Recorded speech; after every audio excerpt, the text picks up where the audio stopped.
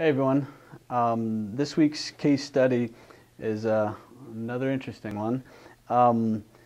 The pictures that I'm going to show you are going to be more to do with the thoracic spine and really the position of the head, and I'm doing it partly because it's blending in the pelvis, which we've worked on through level 1, with level 3, which is going to be addressing more of the spine and the shoulder blade position. So you're going to see with these pictures the improvement of this particular client's head and mid-back. I mean, it's actually amazing, the difference. It's night and day between the two. So I do want to go over the findings. The findings in this particular person, well, first, their symptoms were she had bilateral trapezius pain for about 3 to 4 years, which was obviously pretty significant. So with the evaluation, she also had a elevation on her pelvis on the left side, moderate elevation. Her torso was laterally flexed to the right. So basically what was happening was, because of the elevation, the torso was just shifting away from that. And again, that's going to kind of get into level 3, but the nice thing about that is it actually ties into the elevated pelvis.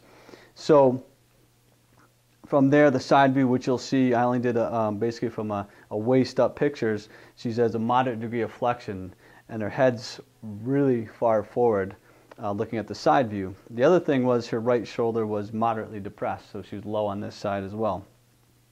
And partly that was because of the lateral flexion of the torso to the right. So of course, the right shoulder is going to be depressed on that side as well. So this is interesting because I actually went after more the mid-back first, and then went after more the pelvic deviations. I wanted to, the reason why I started with the first 3 more upper body was really to get the traps to just kind of let go before I went after the pelvis. And I wouldn't normally do that in this particular case. That's what I did. So the first one, or the first 2, I also placed a roll, a 2-inch roll underneath her neck to give her some support and to allow the trapezius muscles to even settle in quicker, as well as the cervical muscles. So we did the presses, the reverse presses. That was getting her mid-scaps to activate to fire up.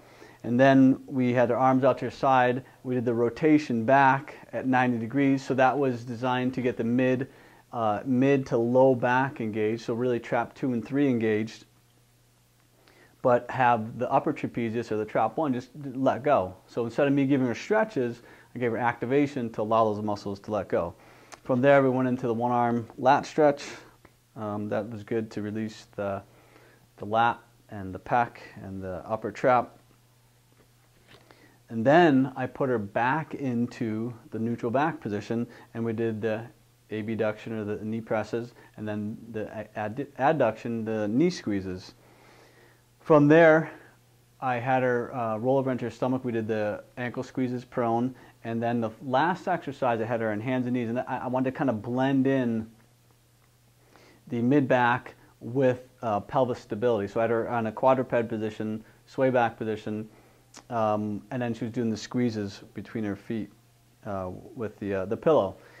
So when we got done, again, check out the before and after pictures. The most significant change in this case, and partly I videotaped, or I showed you those pictures because that's where her symptoms were, but I wanted to show you what kind of change we made with just some of these simple exercises. And again, I mean, just look at the head position, how far it's pulled back. And then also look at the mid-back, how much straighter her T-spine is. So, you know, if you guys have questions, of course, that's why we have the conversation board, a discussion board. You know, post your questions on there so everyone can see. And stay tuned for next week.